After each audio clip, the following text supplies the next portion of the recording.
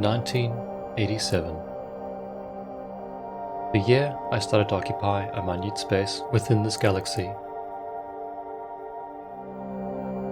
Looking back, I was in quite a unique position to see just how much the gaming industry had changed, due to the technological advance of computers and their transition to being more readily available for the average consumer.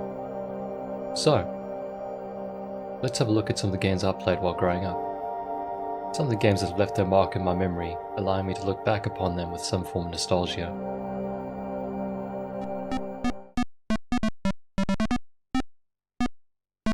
Alley Cat. Released in 1984. My memory is pretty fuzzy on the years, so I'd estimate I'd have played this game around 94, 95. We had a family PC at the time that was only able to run DOS, and so the game selection was quite limited. I had no idea what I was meant to do. Everything was pretty crazy and weird, but damn, was it fun to explore and find all the neat levels within it.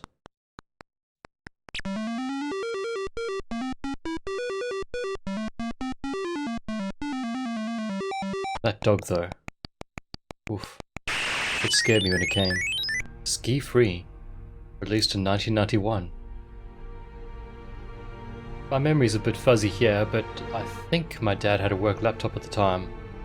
At least I do remember that we had some sort of a Windows 95 operating system at some point. I do remember playing this game quite a bit. It was pretty fun, controlling the little man, trying to avoid obstacles and using the rainbow jumps. But then the terror would unleash, suddenly, without warning. This thing scared me every time it suddenly popped out and ate me. I was never able to outrun it. Army Men. Released in 1998. This is the first game I ever owned. Around 1998, we upgraded our computer to a Windows 95 model, and this was my first proper game. I remember my dad taking my brother and I to the game store and saying that since we had a new PC, he would buy us one game each. I had no idea what I wanted or liked, but I was pretty obsessed with Army Men figures at the time, as well as having watched Toy Story. It wasn't hard to guess as to why I chose this game. It was actually a pretty fun game. I played through and beat the campaign, and then just mucked around in skirmish mode with cheats for a bit. The problem with it though is that it didn't have much replayability, so it quickly just fell off for me.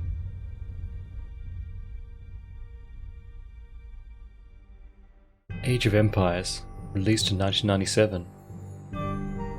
Oh boy, this is quite the gem. This is the game that my brother picked up from the store, and man, was it a heck of a lot of fun. Being able to create and control an army, not to mention the map variations in different civilizations, made it a delight to play for hours on end. Though, me being a half-developed child, I had no idea what I was doing most of the time, and so I just played skirmish mode, with tons of cheats. If I didn't cheat, I'd get wiped out by the wonderful priests that would convert everything I owned. Heck, even with cheats they still managed to convert some of my units against me. Need for Speed Hot Pursuit, released in 1998. I only had the demo for this game. This was around the time when the internet was run on a potato.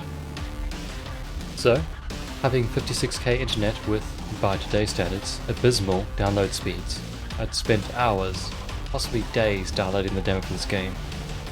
Despite being a demo and having lots of limitations, it was still a lot of fun to play. When you're a kid and there's no much variety, these limitations weren't a concern. I remember having hours of fun trying to outrun the cops and just mucking around, even going the wrong way down the tracks, which made for memorable experiences. Monster Truck Madness 2, released in 1998. I had a bit of an obsession with racing games at the time, so I ended up with this beauty. I remember loving this game, playing it for hours and being completely fascinated by the minor dents the vehicles would get as you crashed into things. The announcers were top notch as well, adding to that immersion that you were in the race itself.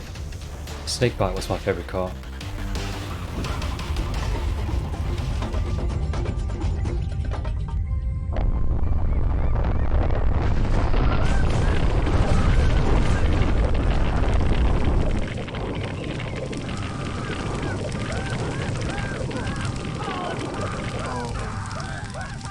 Populous: The Beginning, released in 1998. There's definitely something to be said about 1997 and 1998 with absolute bangers being released. One of my all-time favourites. My brother once again bought this game. Damn, he has good taste.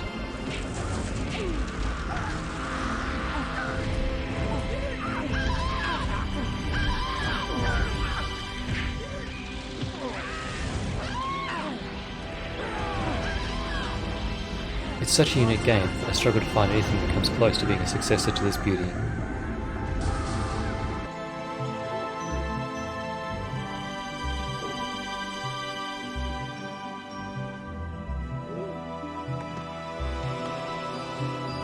I still go back to this game every now and then, and marvel at how much depth there is to it.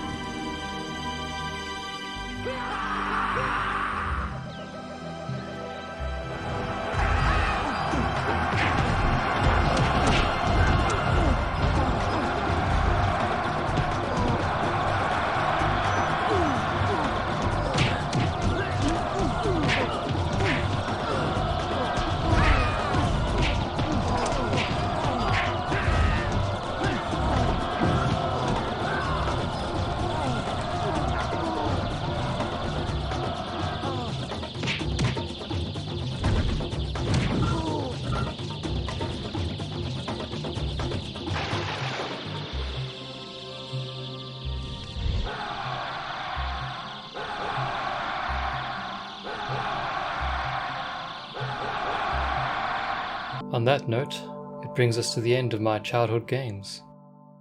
What are some of your childhood games that you fondly look back upon? Let me know in the comments below. I'll be curious to see. Until next time, guys. Bye.